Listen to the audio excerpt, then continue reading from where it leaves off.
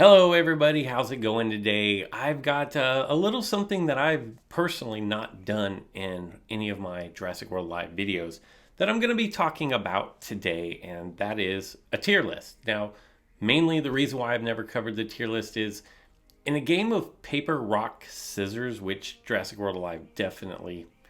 I mean, it's kind of paper, rock, scissors, and it's kind of like the Big Bang Theory with paper, rock, scissors, Spock, where Spock beats everything. But yeah, I want to talk about they've done their most recent tier list, so for version 1.11, and I've just never really gotten into the tier lists about doing them. I know some other YouTubers who have done tier lists, but I kind of I don't know why I've never done one, but I kind of figure that since I'm considered a celebrity participant on their tier list, I should show them some love. So that's what we're going to talk about in today's video. I just kind of touch over the broad strokes, and I've got my game open here. You can kind of see the team that I'm running. And if I'm looking at this, just doing a quick glance, I've got a couple of Tyrants on my team, and then I've got some others that are not Tyrants, and there's maybe some things that you're not necessarily going to agree with on this tier list. I'm going to kind of go through the methodology of how they come about, and then I'm going to talk about the different tier lists, maybe some things that I think they got right, some things that maybe they got wrong, and some things that I'm interested to try out just because I don't have them, or because I've never actually thought about it. So first things first, what I want to talk about is how they actually come up with their tier list. And the cool thing is that they have a simulator. So I don't know who programs this simulator, and I'm not exactly sure how it works. I do know that there are limitations on the simulator, like swapping in and swapping out, things of that nature. But it's a pretty robust thing. But that doesn't necessarily mean that they just take the simulations and say, you get what you get, and that's everything. So I want to make that known first and foremost. The thing that the simulator is used for is to kind of, if you're struggling with the eye test, and like, well, here's how it does in the Sims. But, if it were me, I would rely more heavily on the Sims, but they don't do that. Another thing that is most important to know here is boosts are not taken into consideration. There's just absolutely no way to do a tier list if you're going to start adding all the infinite possibilities of ways to allocate boosts. So keep that in mind. This is straight level 26 across the board, no boosts, just completely plain Jane. The final thing to take into consideration here is going to be that class. So if it's a unique, if it's a legendary, if it's a rare, a common, an epic, that is not taken into consideration at all, because it really doesn't matter what class you are. All that matters is how good are you, and that's what this tier list is trying to come up with. One thing that I do want to mention before I get into this Tyrant list is I'm going to start at the top. But one thing that I want to get into is, if you want to follow along with me, make sure you check out the links below. There will be links to the GamePress website. It's a really good resource for everything Jurassic World Alive. Also want to make mention that in the description below is going to be a link from Ludia for 50 hard cash. Now, a little bit of warning on that. It's the same link from earlier this week, so if you've already claimed it once, you cannot claim it again. Additionally, you have to be on a mobile device in order to claim this. So if you're watching this on your laptop or desktop, the link isn't going to work for you. You have to actually log in either on your mobile device or your tablet in order to claim that. So without further ado, let's jump into the tier list. I'm not going to show any bias here. I'm going to read it straight through, give some notes on what I personally think, starting alphabetically, which is the way that they've broken down their tier list. The first thing that I want to start with is our Dentist Maxima. It is a Tyrant tier. It's going to get things started here. And it did take a little bit of a nerf with the latest update. The Defense Shattering Rampage is the move. It's not a new move, but it's the move that got nerfed. And what happened is this used to cleanse, like remove, actually, your opponent's like positive attributes. So if you had a shield up, it just takes out the shield. If you had speed up, or if you had cloak or something of that nature, it would wipe that out. It no longer does that, which kind of makes it not as super OP. This was arguably the best dinosaur in the game before this update. It's still really good, don't get me wrong here, but it's just not it's probably not in the conversation for the number one dinosaur in the game anymore. But that's where we're starting off. Second, we have Erlidominus, and Erlidominus is good. I'm not here to say that it's not good. I personally don't think it's a Tyrant. I think it's one step under. It has some big weaknesses, and so I'm also of the opinion that the Tyrant list, like, there's 12 on here, which isn't a lot. But if I had my druthers here, I would say the Tyrant list would be like 8. Like, just 8. So, Erlidominus is going to be on this list. Geminititan, I haven't unlocked it. I know nothing about it. I've only battled against a couple in the arena. Didn't necessarily cause me a whole lot of problems because they were pretty under-leveled. I guess this is one of those dinos that people who are really, really at the end game, who are at 6,000 trophies and above, have really high levels. The only dinosaur to move up into the Tyrant tier list is Grypolith. Again, I do actually have this one. I don't typically run it. I imagine that it is probably here because it has a really nice counter attack. And if I go in and look at it, it is the rendering counter attack, destroys shields, deals 25% of target's max HP as armor piercing damage after receiving and surviving a physical attack. Grypolith is just going to kind of be, it's a tanker. And at 3,400 HP, you're kind of like, well, how's that a tank? Because it has this regeneration, it has the immobilize. You can do a lot of nice things with this. Every time you attack, you're going to get 25% of your opponent's max HP knocked out. So that is really nice as far as that goes. And then you can regenerate, get out of there. You can lock your opponent down if you throw a bleed onto your opponent. Lock it down, regenerate, get out of there, and your opponent's kind of stuck just bleeding. It also helps set up other things if you can lock your opponent down.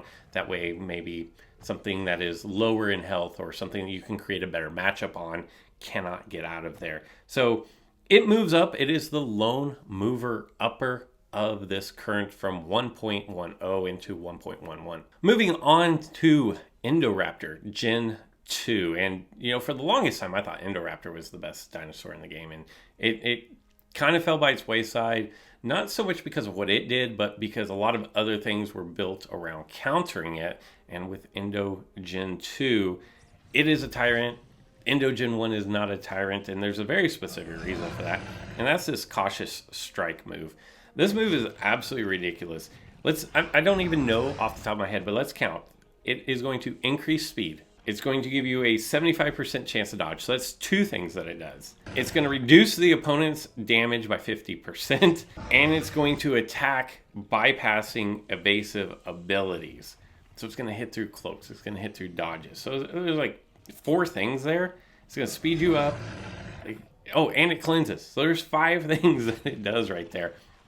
Once an Endo Gen 2 gets moving, it's really difficult to get it back under control. I would say probably personally my best way of dealing with Endo Gen 2 once it gets moving is to bring in Dio Rajasaur. And the reason for that is because the counterattack on Dio Raja cuts through that evasive stance that Endo Gen 2 gets off of its cautious strike move. The Mutual Fury, when timed well, is an amazing move. Evasive stance, you're probably not going to use a lot. And then let's just throw a little defense shattering rampage for 2 times damage, bypassing armor and destroying shields, because cautious strike wasn't good enough. I think that Endo Gen 2, if it's not the premier dinosaur currently in 1.11, it is definitely in a very short conversation of top dinosaurs in the game currently. Moving on to another unique hybrid that has maintained its stay in the Tyrant list is going to be Magna Pirator. There's just not really a whole lot that I can say bad about this dinosaur. It's immune, which is amazing in the current meta.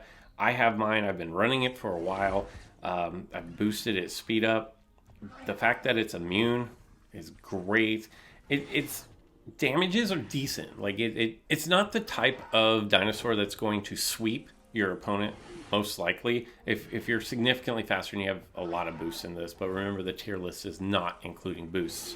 But it's kind of a steady Eddie. It's kind of not great, but it's really good all the way across the board. It's got decent health. It's got good speed. It's got decent attack. It's got a nice move set, and it just counters a lot of things. It creates a lot of situations for you that you're going to benefit from. So I have no problem with Magnapirator being on this list.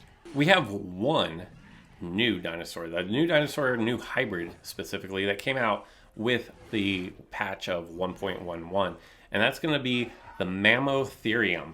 And this is a dinosaur that you actually have an opportunity to do a lot of like DNA capturing for this hybrid during this current week that we are in, because the Elastotherium is going to be at special event supply drops. In fact, I personally need to get out there and start working on finding some of that DNA.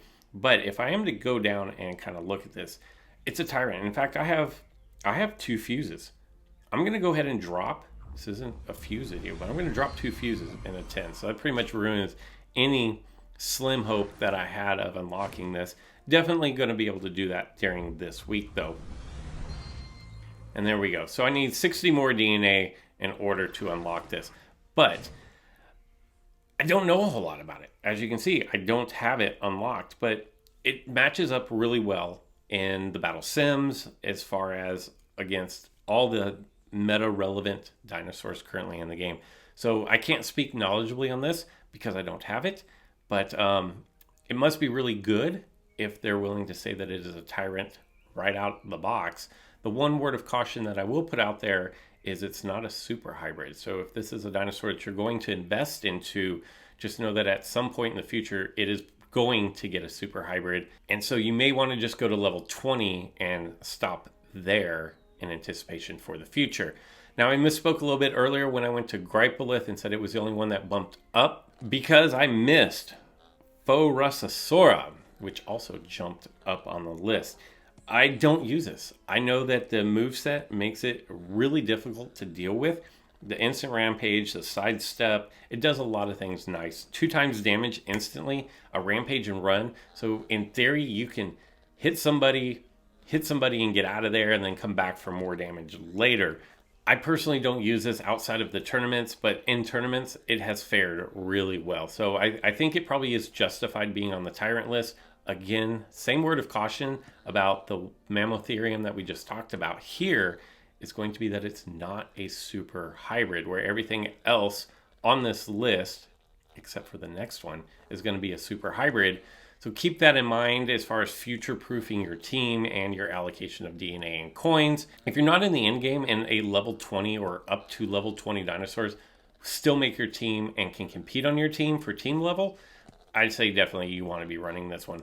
After you start getting into uniques and things that are like 25 and 26, it's up to you. How do you want to allocate your resources DNA-wise and coin-wise? Moving on to the next one, we are at number 9, and this is in no order other than alphabetical, but the 9th one on this list is going to be Yoshi.